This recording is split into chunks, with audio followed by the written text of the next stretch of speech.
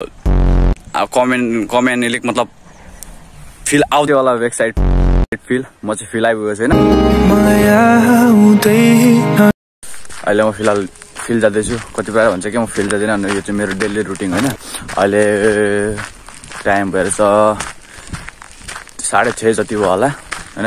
अहिले चाहिँ फिल जाँदैछु होइन। यो एउटा स्ट्यान्ड बुक बोकेर होइन। कतिपयलाई कमेन्टमा भन्दै थियो कि फिल चाहिँ आउनु छैन भनेर। केटा फास्ट बिहान फिल आऊ, बेलुका आएर बेलुका तातोमा आएर बिहान ठन्डामा आउने आउने फिल आएर देखाउ न केटा हो। यो देख्छु होला वेबसाइट फिल म चाहिँ फिल आइपुगेको छैन।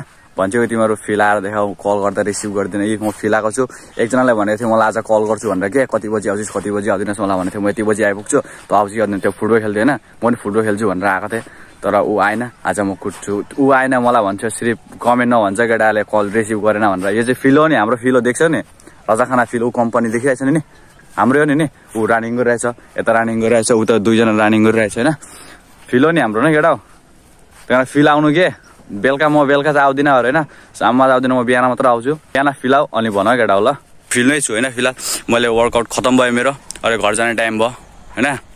सो कमेन्ट अलिक मतलब फिल आउँदैन भनेर भनिदिन्छु कि के भनेर भन्छ। फिल्डमा देख्दिनँ भनेर भन्छ कि म बिहान आउँछु फिल होइन। बिहान मात्र देख्छु मलाई, बेलुका देख्दिनँ किनकि बेलुका आउँदिनँ नि त म। सो केटा हो जय गोर्खा। अनि मलाई कमेन्टमा नभन्नु ल फिल आएन भनेर।